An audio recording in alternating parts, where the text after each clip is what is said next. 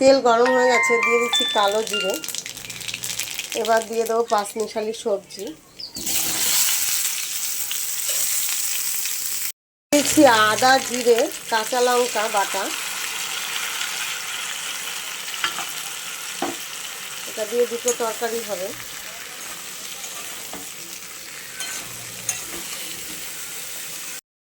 দিয়ে দিচ্ছি লবণ। আদা জিরে কাঁচা লঙ্কা বাটার সাথে হলুদ ছিল, তাই হলুদ দেব না। এবার কষিয়ে নেব। আমার কষানো হয়ে গেছে, এখন আমি জল দিয়ে দেবো। এবার ঢেকে দেবো। আমার তরকারিটা হয়ে গেছে, আমি কিছুটা তুলে রেখেছি আমার ছেলের জন্য। এইবার আমি এখানে মাছ দিয়ে দেবো। মাছটা দিয়ে একটু ফুটিয়ে নেব। জ্যান্ত মাছ, ছোটো মেয়ের শরীর খারাপ, ওকে জ্যান্ত মাছের ঝোল খেতে বলেছে ডাক্তার। মাছ খাবে না, ঝোলটা খাবে। তো এটা দিয়ে এখন একটু ভালো করে ফুটিয়ে নেব, তারপরে নামিয়ে নেব। ভালো লাগলে একটা লাইক কমেন্ট শেয়ার করে দেবেন। ভালো থাকবেন। ভিডিওটা দেখার জন্য অসংখ্য ধন্যবাদ।